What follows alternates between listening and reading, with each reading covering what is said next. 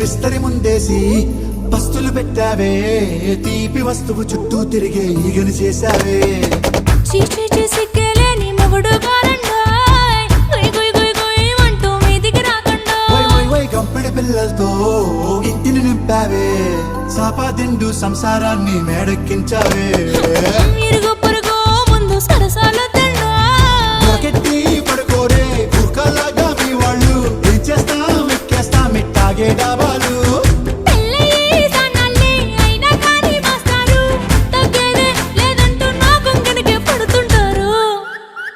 హే గోదారి గట్టు మీద రామసలకావే,